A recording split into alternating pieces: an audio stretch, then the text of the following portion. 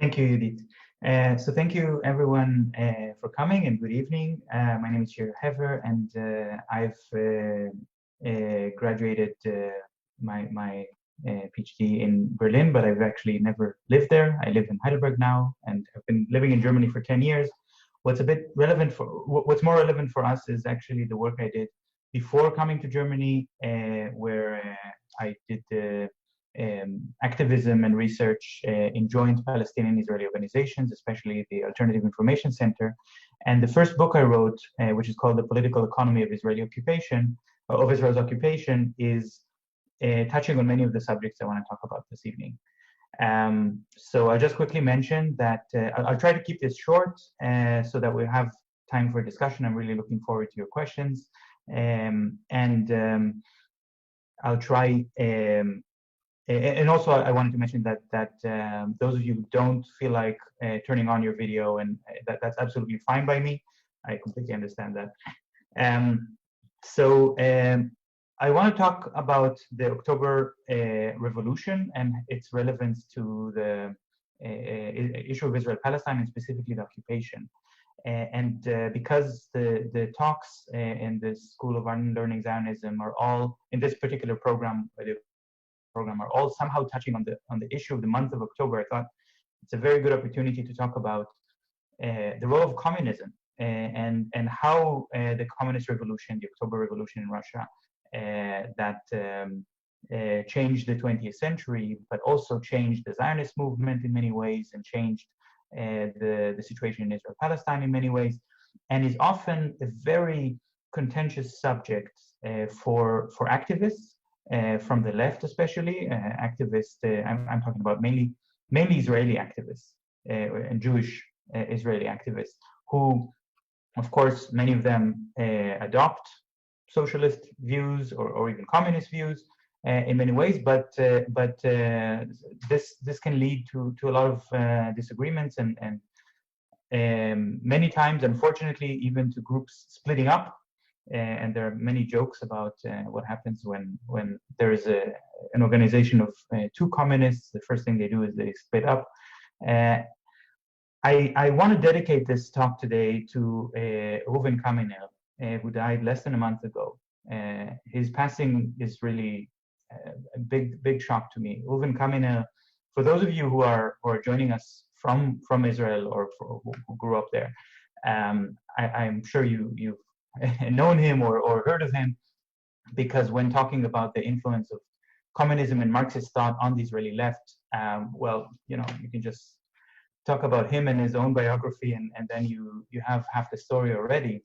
And it saddens me that he's no longer with us to join this discussion and contribute to it. A lot of the things I have to say today are things that I've learned from him. So maybe I can start a little bit with some historical facts. I'm not a historian, but I think there's some important facts that are often not known. For example, the fact that until actually 1948, until the war, it was not clear whether the new established state of Israel is going to be on which side of the Cold War. Is it going to ally itself with the United States or with the Soviet Union? There was a very strong leftist communist element in the Zionist movement, in the Labor Party. And in many ways, it was one man, David Ben-Gurion, who made the decision to tilt the ideology more to the right, more towards capitalism and pro-US politics. And the first thing he did in order to do that, long before the State of Israel was actually founded, was to become the head of the Histadrut. The Histadrut is the Federation of Israeli Labor Unions. Of course, it wasn't the Federation of Israeli Labor Unions when Ben-Gurion took over, because there was no Israel. It was a federation of Jewish labor unions. And one of the first policies that he implemented as the head of the Histadrut was to make sure that Arabs may not be members. And this already starts to sound like a contradiction. I think this is the heart of the topic that we have to talk about today.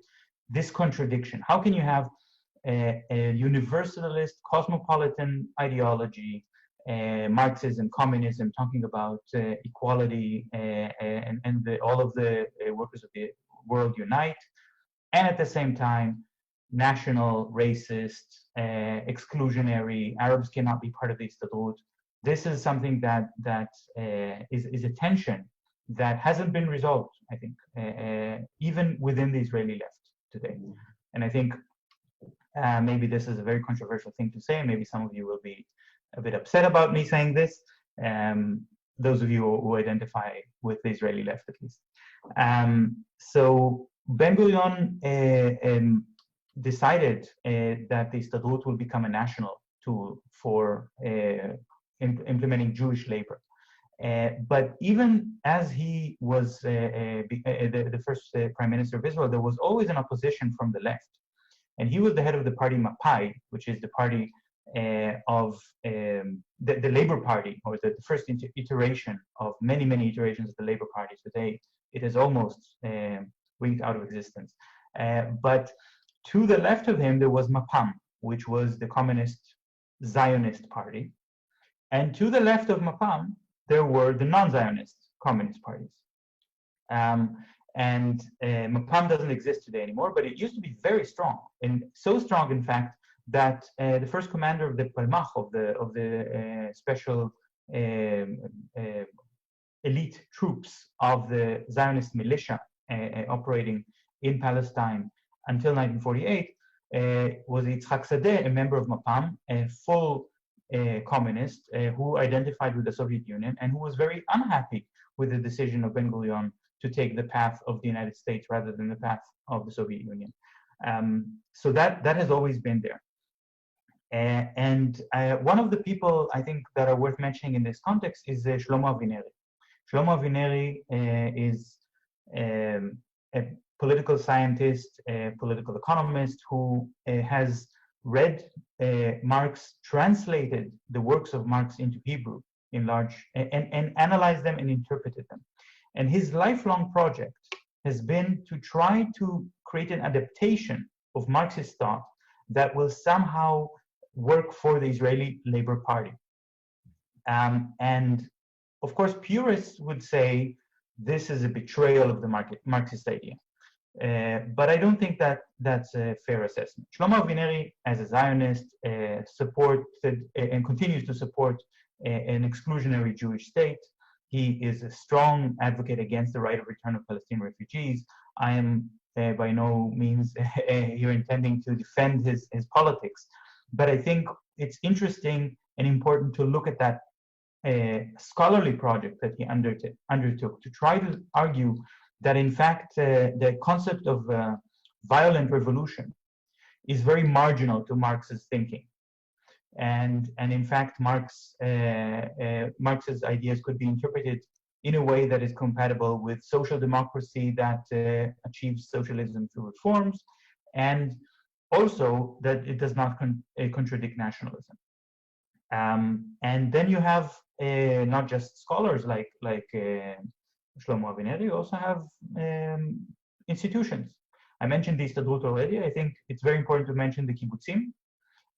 Again, I'm taking the liberty to imagine that most people here know what the kibbutzim are, but it is still interesting and important to understand that you have a project which is revolutionary, radical in its economic and ideological thinking, saying to create a space in which complete equality must exist in a context, in a world in which communism was persecuted and considered very illegitimate in most countries of the world. And the early kibbutzim, at least, they were also extremely communist, or in the sense that they tried to abolish private property completely. Not all of them, but some of the more famous ones and the more powerful ones tried to abolish private property and tried to abolish the family structure as part of an idea of creating a utopian society, and doing all that in a space which used to belong to Palestinians, on the ruins of Palestinian villages, on stolen Palestinian agricultural land, without acknowledging and without seeing the Palestinians, without seeing that actually there are other people who used to live there, and they're never allowed to go and to join the kibbutz. It's not just that the kibbutzim were exclusionary to the point that they did not allow Palestinians to go back and be part of the kibbutz in the same land that they grew up and lived in and for generations, but also this kind of racist exclusionary ideology tends to extend forward. And after the State of Israel was established and mass immigration from Arab and Muslim countries started to arrive, of Jews from Iraq, from Morocco, from Syria, from Egypt, started to arrive to the newly founded State of Israel, and there was a shortage of housing and a shortage of jobs for the new immigrants. The kibbutzim did absorb some of the new immigrants if they came from Europe, but they almost never accepted immigrants from Arab countries, even though they were Jews. And even though, especially talking about the immigrants from Iraq, many of them were communists. Many of them completely identified with the ideology of the kibbutz, were members of the Communist Party in Baghdad, but were no longer, but were not welcome to join the kibbutz because they were perceived as primitive or inferior, not educated, because they're half Arabs, they're coming from an Arab country, they don't speak Yiddish, they don't speak Hebrew, or they do speak Hebrew, but their Hebrew is a slightly different Hebrew. They're too religious, and all of these stereotypes that have created a very deep rift in Israeli society until today. So today, the kibbutzim movement has actually as much a reputation in Israeli society as a racist tradition as they do have a reputation as a socialist tradition. And I think that brings us back to this dilemma. Can you be at the same time socialist and nationalist? We're talking now in Germany. And in Germany, it's very interesting that it's almost impossible to say in a public space that you can be at the same time socialist and nationalist, even though Germany is the birthplace of the National Socialist Party, the Nazi Party. When you see, especially left Germans, many of them would argue, but the Nazi Party was not really socialist.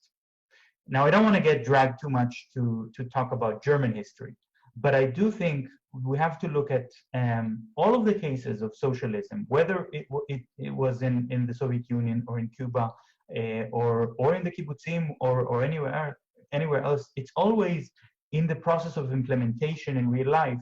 There is compromise, there are adaptations, there are excuses. Stalin said, we're going to start with communism of one country, meaning Russia, and rejected the idea of Trotsky to expand communism across the globe at all costs. And in many ways, the Zionist leftists, they were leftists for Jews. They were true socialists, but only for one part of the population, in a way that is not very different from socialist movement in many other places around the world. And I don't think that makes their socialism disingenuous. I think the issue is, can you have socialism without universalism? Maybe, unfortunately, the answer is yes, you can. But I would rather, of course, if all socialism was universalist and there was no a compromise of adapting into just one country or one ethnicity or one religion and excluding everybody else. Now, I want to jump quickly to the War of '67 and the occupation of '67, because I think that was a very important moment in the development of the Israeli left and the Israeli Marxist left, which, to their credit, at least the Marxists among them were against occupation from the beginning, but the Histadrut, the Labor Party, have arranged already to exploit the Palestinians in a system, in an economic system, which was based on an idea, on the participation of the Histadrut of socialist ideas. So there was an agreement. The Israeli sociologist Michael Shalev has written a lot about this, between the bigger employers of Israel of that year, the government and the Histadrut, to create a system by which Palestinian workers may be allowed to work for Israeli employers, but they have to pay Histadrut membership fees, they have to pay union fees, and be part of the socialist system, except that they're not going to be represented by the Histadrut. The Histadrut is going to use the membership dues that they collect from Palestinian workers in order to support and improve the rights of Jewish workers at the expense of Palestinian workers. Now, this system has undergone some changes over the years, and the Histadrut actually claims that they paid back that money. But in fact, they only paid back some of the money that they've taken since the year 1994, and all the money that they've taken before 1994, they forgot about it and they're not paying it back to the Palestinian workers. But even after 1994, they've implemented a special tax, which the government then approved, which only applies to Palestinians from the occupied territory, from the West Bank right now, because there are no workers coming from Gaza, who work in the construction sector, and they have to pay 2% of their salary. And that 2% goes into a special fund, which is intended to promote the employment of Jewish Israelis in the construction sector. Now, at this point, a lot of Marxists would say what we see here is classical exploitation. You can't have Marxism without an analysis of exploitation, I think. That's at the heart of the economic analysis and the framework that Marx has developed. And indeed, if you look at the economic analysis written by Marxists, both Palestinian Marxists and Israeli Marxists and international Marxists, trying to explain how the occupation works from an economic point of view. Why does the occupation exist? Then the simple analysis is there is a system of exploitation of Palestinian labor, because Palestinians are paid lower wages than Israelis, usually under the minimum wage, exploitation of Palestinian natural resources and land, and exploitation of the Palestinians as a captive market, meaning that Israeli companies can sell to the Palestinians their products, but Palestinians cannot produce and sell to the Israeli market. Well, they can, but it's very restricted. And everyone who has visited the West Bank recently, even Gaza, by the way, you go to a supermarket and you look at the shelves and you see Israeli products in Hebrew. These are products that were produced for an Israeli public, so that's why the labels are in Hebrew. But if there's a surplus, or if there are products that are about to expire because they weren't sold quickly enough, then they're shipped into Palestinian territory very easily. The trucks can go in, even into Gaza. It's a bit more tricky to get them into Gaza, but the Israeli companies have access. But if you're looking at Palestinian growers of, let's say, milk products or eggs, they have a serious problem of getting their product through the checkpoint to the Israeli side before it expires. So that's classical exploitation. But in the 1990s, with the beginning of the Oslo process, the negotiations, there was a wave of new writing on the economy of the occupation. And this new wave came, first of all, from right-wing Israeli economists. And I say right-wing in the economic sense, but left-wing in the context of the Israeli political system, meaning people who are against the occupation and think that Palestinians should have their own state and vote for so-called left parties or Zionist left parties. But they are neoliberal economists who believe in the free market and non-state intervention and are against welfare. And I'm talking about dozens of articles that have been published both in the famous Economics Quarterly, which is the biggest economic publication that exists in Israel in Hebrew, but also in international journals and also in books. And they kept repeating the same idea, that actually there is no effective exploitation because the occupation is costly to the Israeli economy. It costs more money than it brings in. And that means that there's no point, no rational reason to continue to occupy Palestinians, and rational human beings. I remind you, for those of you who haven't studied economics, that in economic theory, you assume that all humans are always completely rational. So rational human beings are supposed to stop the occupation. And I always found it interesting how all of these dozens of articles and books come short of asking that question. But if you've proven with mathematical equations that that occupation is not profitable, and if you believe that humans are rational and humans act upon their own self-interest in a rational way, why is the occupation not over? How come it continues? And this is a question that I think neoliberal economists have, until today, failed to answer. I haven't found any serious attempt by an economist to try at least to tackle that question. And of course, the Marxists would answer, it's because you're wrong. The occupation is profitable. There is a very deep system of exploitation in place. And that's why the occupation continues. Now, in my research, I tried to answer that question as well. And I read a lot of reports and also delved for more hours than I'm willing to admit in the Israeli budget books, which can be extremely boring. But that's how you can find some of the hidden clauses. And I also read the work of the sociologist Shlomo Svirsky, who is one of the most important sociologists living in Israel today, studying the issue of inequality and discrimination. And indeed, those works have convinced me completely that occupation is not profitable to the Israeli economy as a whole. There are some companies that profit from the occupation. There are some individuals that profit from it. They are a tiny minority.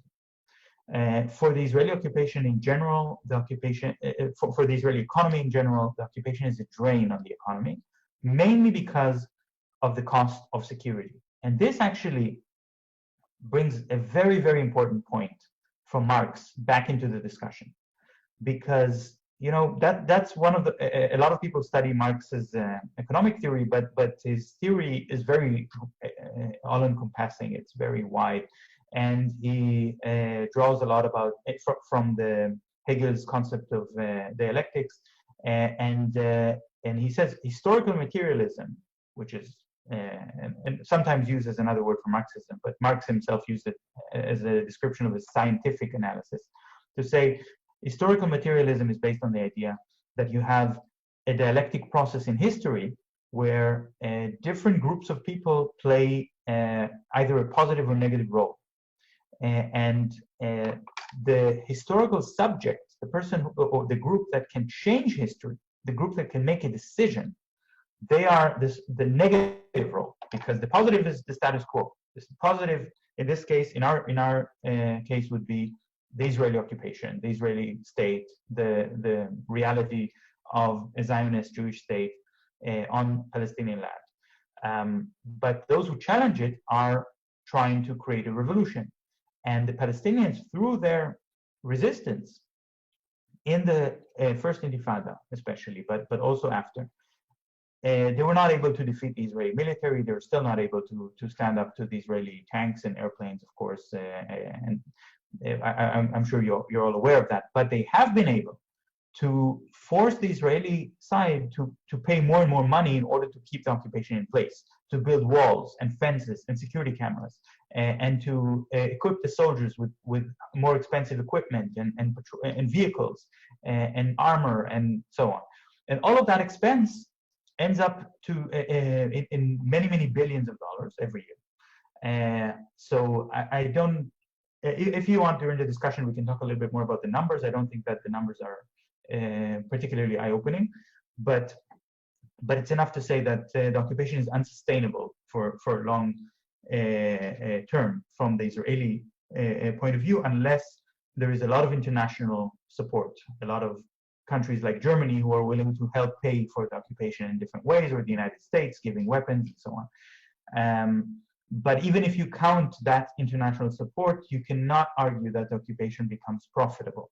At most, it becomes affordable, just barely, but at a very, very deep social cost, causing inequality inside Israel, causing unemployment, causing a lot of suffering.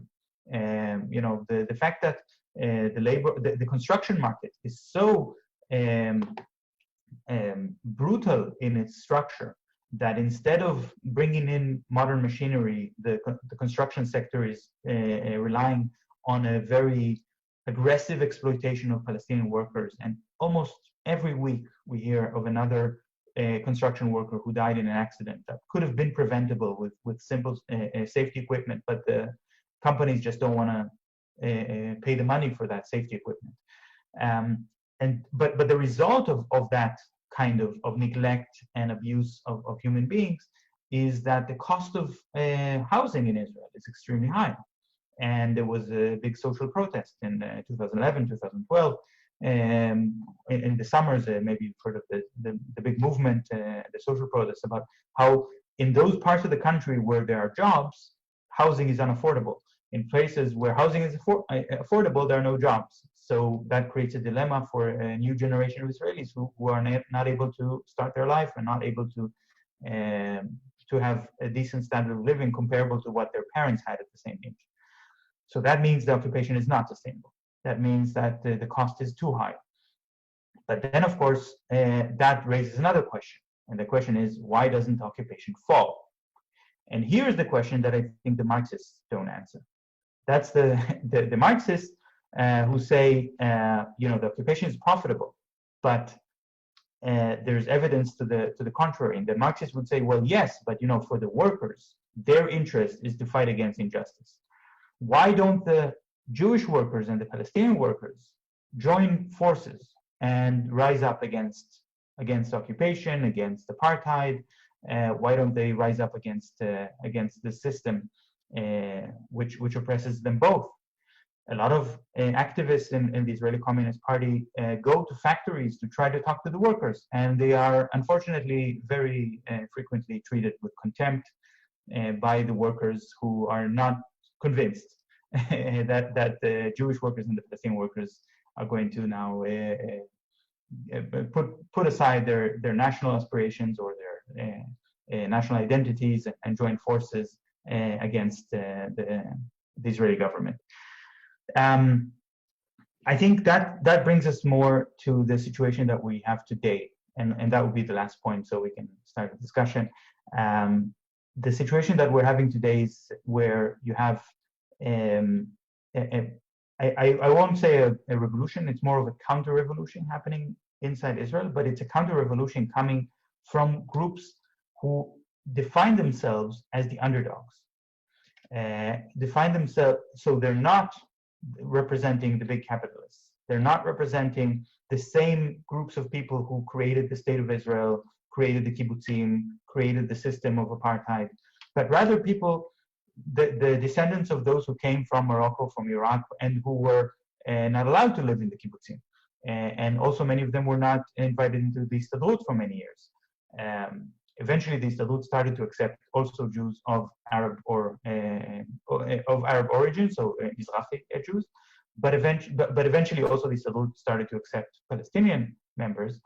Until today, these groups continue to be marginalized within the Histadrut and continue to be marginalized in almost every part of Israeli society. But are now the Mizrahi Jews are making headways into the heart of Israeli politics. They haven't closed the gap yet. I'm not saying that the discrimination is over. It's still very much alive. But they're doing that in complete defiance of Marxist logic, because they're saying it's not about the economy, and we don't care if these neoliberal policies that are promoted by the government are actually working mainly in our disadvantage. But we are nevertheless going to fight against the welfare state, which is associated with the left and with the Zionist left, with the Ashkenazi Jews who originate from Europe. And we're going to carve a place for us because that is how we define our identity. That brings us to this whole issue of identity politics. Identity politics is a term that's most often used by the opponents of identity politics, and most often by leftist ones.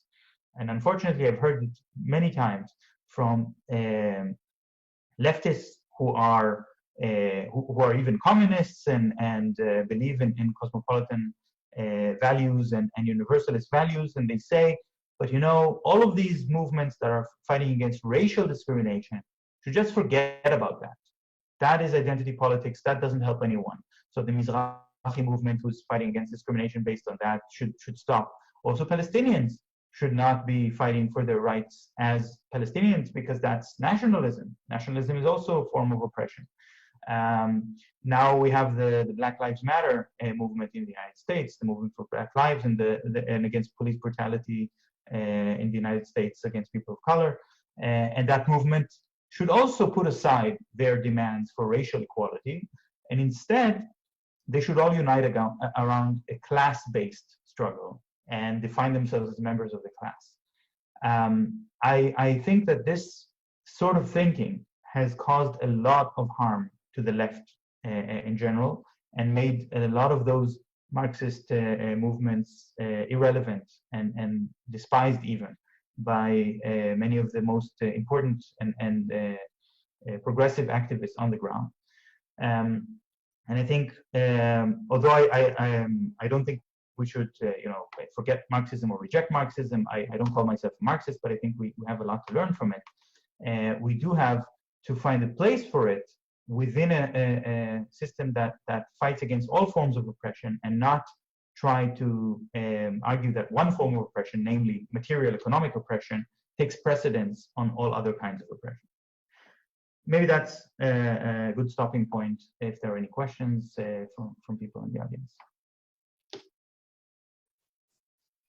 Thank you, Dr. Shir Hever. I don't believe it's already been half an hour. It feels like you just started.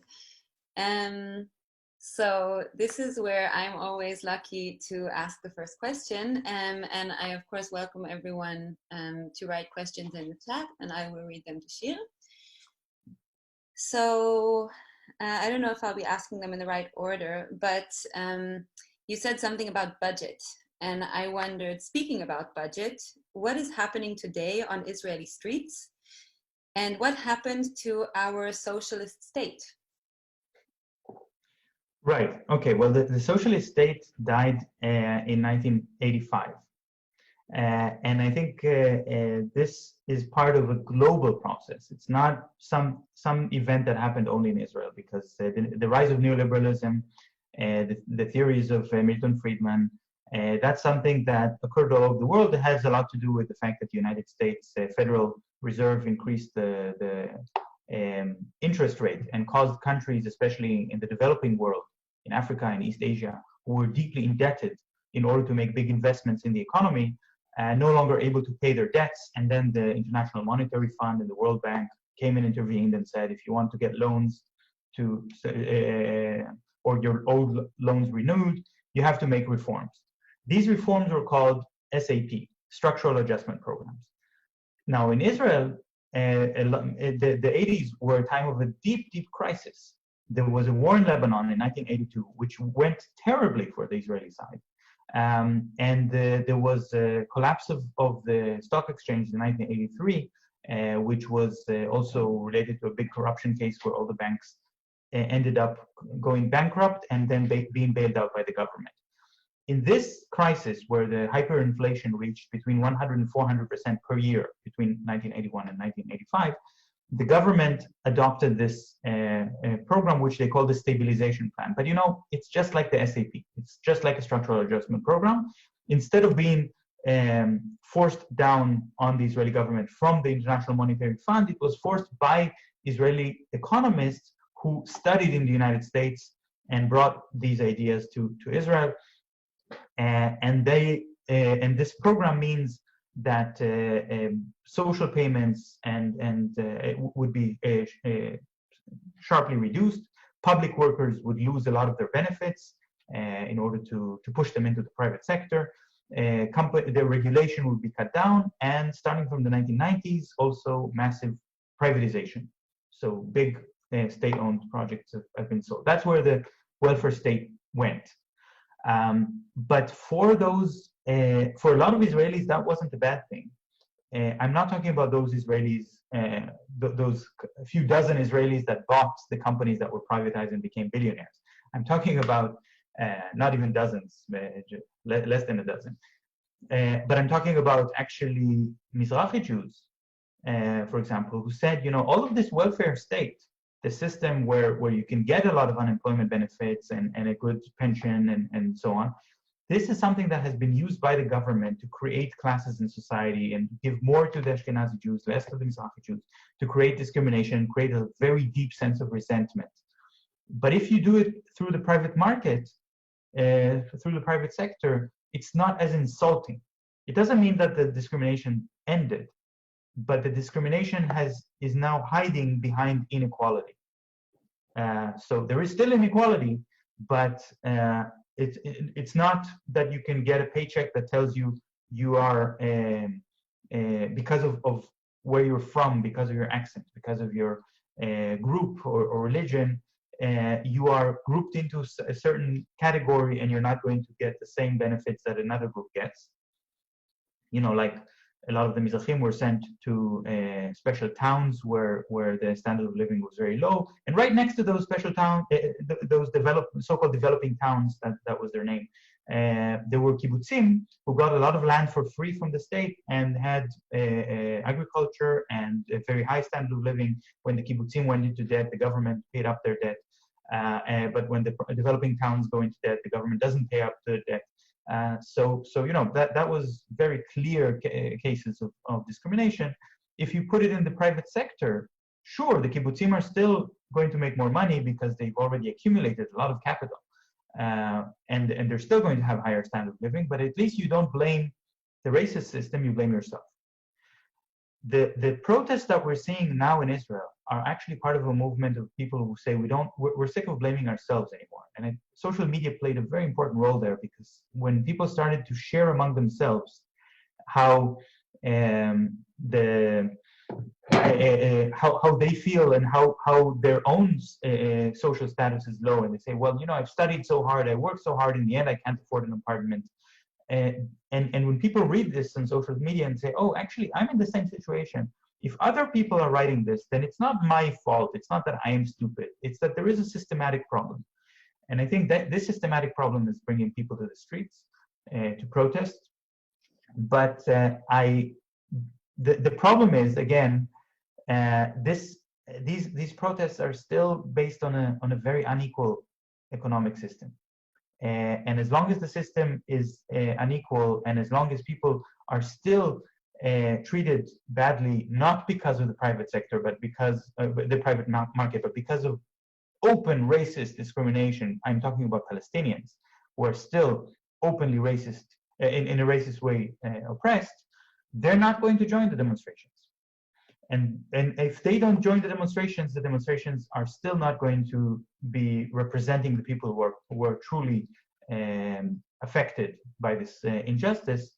So I don't think these demonstrations are going to be enough to create justice. Thank you very much. Speaking of resources, also, sometimes I wish I could wake my grandparents from their grave who fled Europe in the 30s and built a kibbutz themselves, and ask them if this is what they imagined where we would be today. So, okay, I'm happy to say there are many questions coming in. Great. I will just read them and take whatever, we don't expect you to have answers to everything. First one. Some are sent directly to me, so I'll just read. Considering the recent peace, in quote unquote, agreement, the details of which are still vague, and the drive from the UAE to invest in Israel, will these investments be diverted to invest in the occupation? Will the technology used there be exported even further to oppressive regimes in the region? These are many questions. There come a few more. How do you see the right-wing governments allying itself with European right-wing and nativist regimes? Is this a pushback against a Mizrahi advancement? Last one. Does the Palestinian right-wing play a role in the occupation? Just going to copy paste that without the name of the person. Okay, lots of interesting questions. I don't think I'll be able to answer everything, but I'll try. I'll start with the UAE agreement and Bahrain agreement. So what I'm reading in the Israeli newspapers very openly is that this is an agreement that in terms of economic benefit, it's really mainly going to benefit the arms companies. And the arms companies in Israel, especially there's one arms company actually, which has bought its way to becoming the biggest arms company right now. It's called Elbit Systems, and it's now the biggest one, and it's privately owned. So the profit goes to the private pockets of the owners. And Elbit Systems is testing all of their equipment, all of their technology on Palestinians in the West Bank and Gaza. And they're saying that also whenever they're presenting their goods in a arms fair. And they have been already selling their goods, their weapons to the UAE, also to Saudi Arabia even though there are no economic relations. But now with open economic relations with the UAE and Bahrain, Elbit can sell that equipment openly in larger amounts. They're very excited about that. And then this equipment can be used in wars in Libya, in Yemen, and right now actually Azerbaijan in its attack on Armenia. So in a way, this is an investment in the occupation, yeah, because the UAE is giving money to Elbit Systems. Elbit Systems is developing new technologies that are tested on Palestinians in a way that is intended to stop them from resisting. There is some silver lining that I'm still trying to see in this, which is the fact that all of these weapons that are developed by Elbit Systems and other companies have not succeeded in ending Palestinian resistance. So, these missiles and drones that cost millions and millions, they're not doing anything. I mean, they're killing innocent people, but they're not effective in promoting the purpose for which they were built, which is to make the Palestinians agree to live under Israeli occupation. The Palestinians do not agree. So the weapons fail. And at some point, even countries like the UAE will realize that you cannot solve political problems with missiles. And buying more and more of these missiles is not going to change that reality. The next question was about the right wing, the Israeli right, and its connection to the European right. It's not just Europe. I think the right wing in India and Brazil and in the United States is strongly allied with the Israeli right wing. And this is something very interesting in a way because that relates to what I said at the end about this kind of new movement of people coming into power under the argument that they have been oppressed. The underdog is now taking over. You can hear that a lot in the way that Trump speaks about his politics, about Bolsonaro, Modi, where they say, now finally we are going to work for ourselves. We, the masses that have been oppressed. And you're asking yourself, who are the masses? You mean the white people who have been on the top of the economic scale in all of these years? But it is a subsection of that population that really did feel like it was oppressed because the arrangement of the kind of liberal democratic arrangement in Europe and North America of a strong judicial system and a strong police force, a strong media, creating social norms that make it taboo to talk about certain things and to make it difficult for people to cultivate open right-wing propaganda. This is now changing. So, and the one person who really understands this on a very deep level and is very good in using that propaganda to his own advantage is Benjamin Netanyahu, one of the smartest politicians that exist today in the world.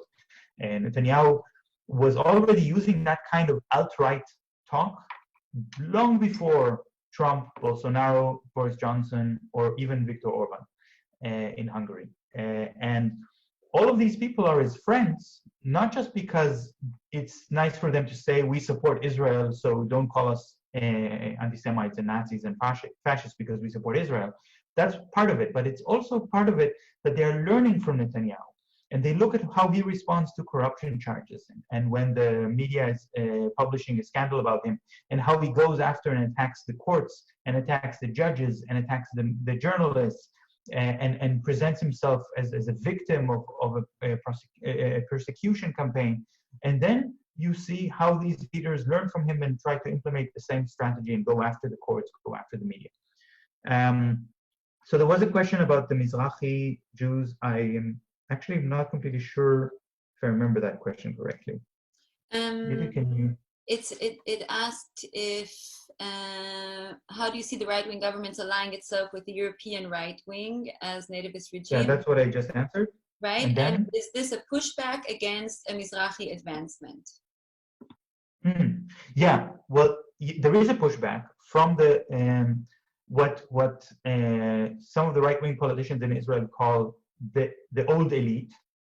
But let's face it, we're talking about one of the various elite groups that exist in Israel today. There's always more than one, and this particular elite group is an Ashkenazi elite, so it's made up of people who are coming from European origin, secular also, and very, very deeply embedded in the security structure, meaning that many of these people are actually generals or high-ranking officers from the military, the police, or the intelligence services. The Blue and White Party in Israel right now is not just a generals party by accident, but also it's a party of those particular people who are who used to be the hegemonic voice in Israeli politics, and now they are seeing themselves as losing that control, that hegemony, and fighting to get it back. That's the pushback, but it fails miserably, this pushback, because the more they push back, the more they are exposed as racists. And it's very interesting to see how in Israel, this very racist politicians, like Miri Regev, for example, she's now Minister of Transportation, and she is very racist against Black people, against Muslims, against Arabs, but at the same time, she's constantly using an anti-racist rhetoric and anti-racist language in order to attack Ashkenazi Jews for being racist against Mizrahi Jews. So she's selecting one group and fighting for that group at all the others' expense. If this sounds a bit familiar, this has a lot to do with how Zionism works, or at least mainstream Zionism. And it's also one of the reasons why the Israeli government is allergic to intersectionality. And there was a conference in Germany, in Frankfurt, of the German-Israeli Congress of 2018. They brought speakers to say why intersectionality is bad, because you have to fight for each minority separately, and heaven forbid there would be an alliance between different groups of marginalized people. So that's the pushback against the Mizrahi movement. But you know, a lot of the demands of the Mizrahi movement are completely justified. It's just that certain right-wing politicians like Miri Regev, who are using it to say, let's fight against racism against Mizrahi Jews, but keep all the other kinds of racism in place. Of course, that kind of agenda is not going to work. And the last question on that batch was that the right-wing Palestinians cooperating with the occupation or with the Israeli right-wing. And I think there is some development there, and it's happening a bit slowly. And one of the interesting things that happened in South Africa after the fall of apartheid is that the officials who made apartheid possible in the secret service, in the army, in the police, they didn't have a job anymore.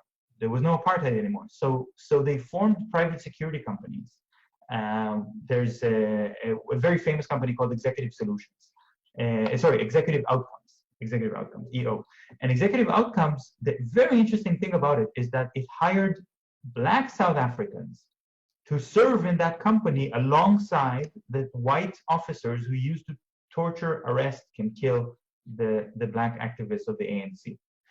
And they worked together perfectly. This company was very successful. The Black South Africans had experience in guerrilla warfare against an apartheid regime. The white officers had experience in quelling guerrilla warfare, and they combined their forces and made a for-profit company. And I wonder if this is also going to happen in Israel-Palestine, where some of those Palestinian security officials and Israeli security officials are going to form these joint companies. But it seems like it's premature because we have to wait for apartheid to fall. But actually, in Yemen, we already see it. In Yemen, the chief security advisor of Mahmoud bin Zayed, the emir of the United Emirates, who now signed the treaty with Israel, is a Palestinian called Mohammed Dakhlan. And Mohammed Dakhlan is the former head of Palestinian security of the Gaza Strip. And he is now in opposition to President Mahmoud Abbas.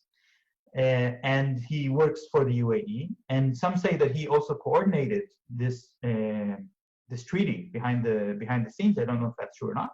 But what was actually discovered through investigative journalism conducted by BuzzFeed is that Mohammed Dakhlan found an American company, an American security company, which is actually owned and operated by a former Israeli officer, a Jewish Israeli officer, and hired that company to fight in the war in Yemen, where the UAE is active.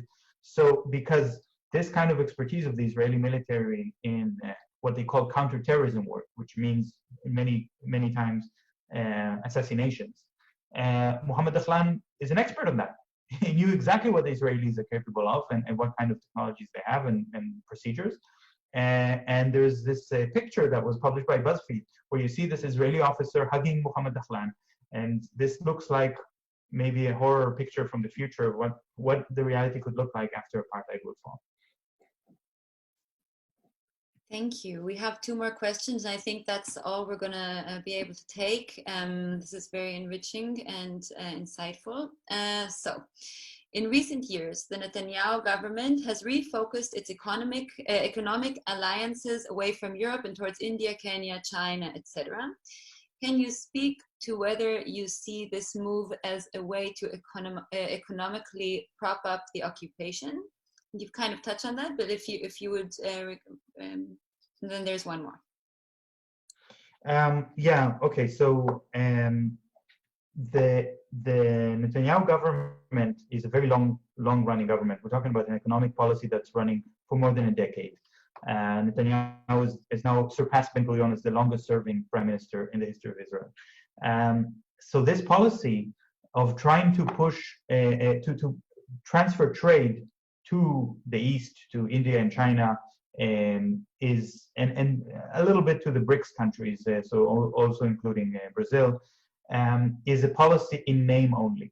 If you look at the figures, if you look at the numbers that are published regularly by the Israeli Central Bureau of Statistics, you see that still today, in the biggest market for Israeli exports is Europe, and the biggest source of Israeli imports is Europe. The biggest country in terms of trade is the United States, both exports and imports. After the United States, number 2 is Palestine. That's maybe a little bit surprising, but Palestine is a of major importance to the Israeli economy. So there's a lot of talk about opening new markets in India and China, and how India is going to buy Israeli cucumbers, and China is already so excited about Israeli technology and all that. But in fact, that's not happening in reality. You have to listen to the Israeli officials, the ministers, when they talk about opening up those new markets. What is the context in which they're talking? And it's always within the context of BDS, the boycott movement. They're saying, we don't care if there's a big boycott movement against us in Europe and in the United States and Canada, because we're going to shift our economic trade to other countries. And then we won't have that problem because in China and India, they haven't heard about occupation, they don't care. And that's also not true. I mean, in India, there is a labor union with 16 million members that has officially endorsed BDS. 16 million people who support BDS in India. That's more than all the BDS activists in Europe and the United States combined. So they have heard about occupation. That's not so simple. But it's wishful thinking by the Israeli government, mainly to convince the Israeli public they have nothing to worry about. They should still vote for right-wing parties because there is no threat from the BDS movement. But the reality is something else. Thank you. Question for Shir from Phil Butlin. Hi Shir, isn't it more the case that the Israeli economy is not profitable when taken in isolation, but the size of foreign subsidies, particularly from the US, means that more money is coming in that goes out, and that Israeli quote unquote workers have a material interest in maintaining the occupation? Yeah, thanks, Phil. This is an excellent question. Well, there is a whole study of capital movements and financial movements. I think it's easy to get lost in that in those numbers and not see the whole picture. When I talk about the Israeli economy, I don't think we can talk about it in isolation, because I think we need to talk about growth or degrowth and crisis and prosperity in a global context compared to other countries. Netanyahu promised that Israel is going to overtake Ireland and become a richer country than Ireland by the end of his term. That never happened. We have to make comparisons. But specifically, I'm looking at standard of living. I'm looking at people's expectations for the next generation. I'm looking at things like the level of employment, the participation in the workforce, level of education, level of infrastructure and public spending on things like health and transportation. All of these systems in Israel are in deep crisis. Is there money coming from outside? Yeah.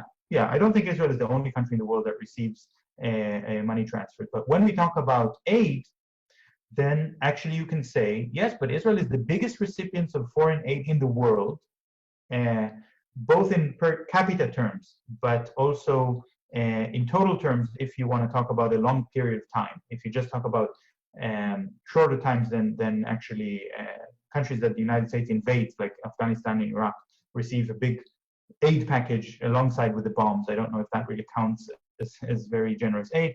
But if you take a long term, the total aid given by the United States to Israel has now surpassed $150 billion since 1973.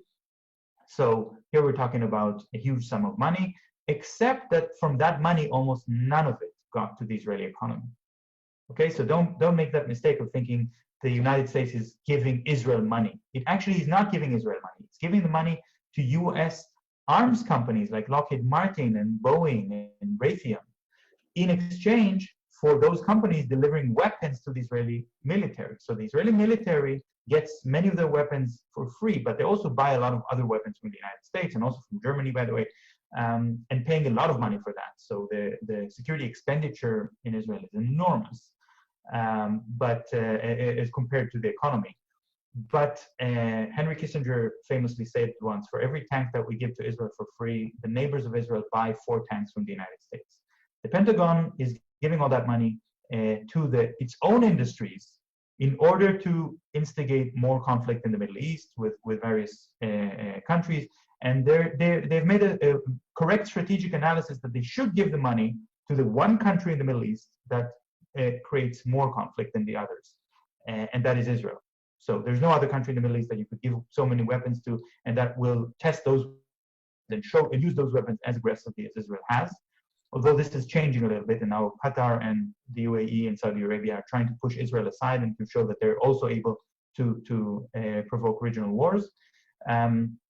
But yeah, this is not a subsidy really to Israel. It's a subsidy to the U.S. arms industry. And in fact, there was one thing about that subsidy that needs to be mentioned. 20%, up to 20% of the aid, the Israeli government was allowed to use it to buy weapons from Israeli companies, Israeli arms companies that have branches in the United States. So Elbit Systems, for example, I mentioned them before, they have a subsidiary in the United States, so they can use, so the Israeli government can use up to 20% of the aid to buy money from Elbit Systems. But in 2016, President Obama signed a memorandum of understanding with Netanyahu and imposed an end to that provision.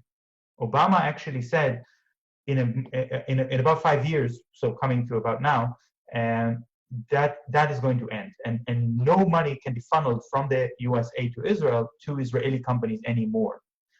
So for the Israeli arms industry, that's a major blow, actually, and this cannot help maintain the occupation or sustain the standard of living of Israelis.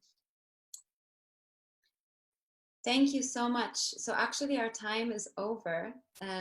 It went very quickly. And there are 2 more, well, one question is also many questions. I don't know if you want to say a very short comment on both of the last questions, or if we're actually, do you see them yourself as well? Yeah, I see them myself. One from Asif You've touched Ahmed, on one many of from Naland. Yeah, there's a lot to say about these things.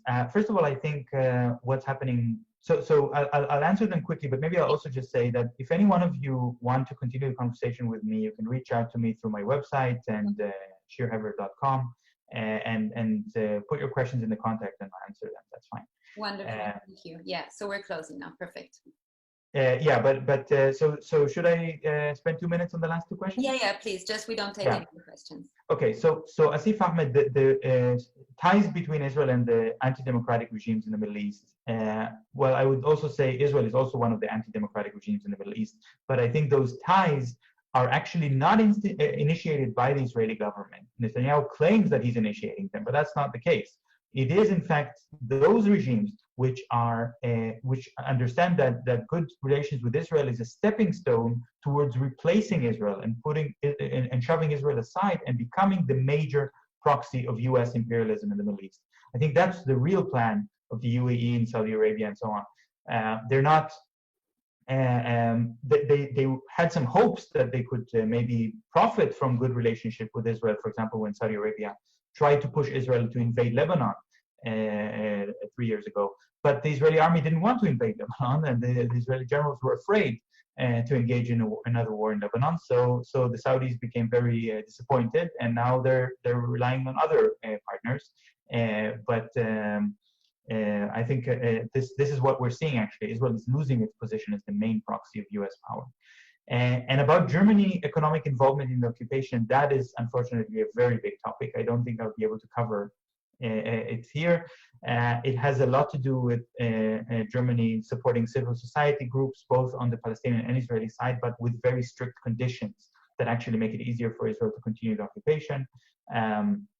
Recently, money was revoked from one of the more important Palestinian organizations, Badil, for the right of return of refugees, because they refused to sign a statement